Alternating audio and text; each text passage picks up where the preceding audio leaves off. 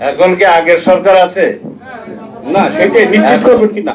এখন জনগণের সরকার এবং একটি সুষ্ঠু নিরপেক্ষ গ্রহণযোগ্য বিশ্ব স্বীকৃত নির্বাচনের মধ্য দিয়ে গণতান্ত্রিক রাজনৈতিক সরকার প্রতিষ্ঠিত হয়েছে।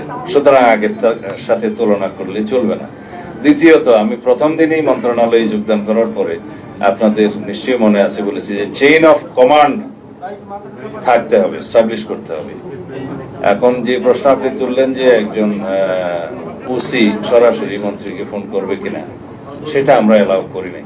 তবে মন্ত্রী যদি প্রয়োজন মনে করে যে কোনো লেভেলে যোগাযোগ করার, সেটা করবে, কিন্তু চেইন অফ কমান্ড ব্রেক করে যেন নিম্নপদস্থ কর্মকর্তারা তার উপরস্থ কর্মকর্তাদের ডিঙ্গিয়ে সরাসরি তার উপর যোগাযোগ না করে, এটা বলা হয় চেইন অফ কমান্ড যেন ব্রেক না করে, সেই সিস্টেমটা আমরা চালু করেছি। ইতিমধ্যে সেটা প্রতিষ্ঠিত হয়েছে।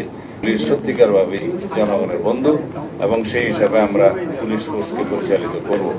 আমি সবার মধ্যে তাদের বডি ল্যাঙ্গুয়েজ দেখতে পেয়েছি, তারা সবাই সংকল্পবদ্ধ দেশ ও জাতির কল্যাণে তারা যে কোনো রকমের ত্যাগ স্বীকার করতে প্রস্তুত, এবং তাদের প্রতিষ্ঠান হিসাবে তাদের কপালে যে অতীতে কালিমা লেপন করে দেওয়া হয়েছিল, সেজন্য তারা নিজেরা দায়ী নয়।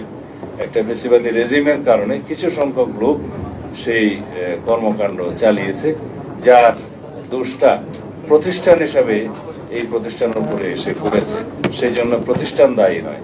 প্রতিষ্ঠান এমনভাবে আমাদেরকে দাঁড় করাতে হবে যাতে প্রাতিষ্ঠানিক সিস্টেমে সবাই কাজ করে, এখানে যেন কোনো ব্যক্তিতান্ত্রিক সিস্টেম গড়ে না ওঠে।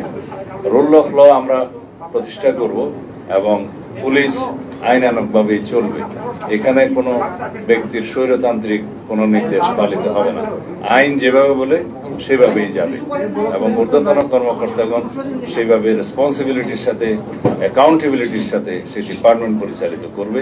তারা সেই সংকল্প আজকে প্রকাশ করেছে।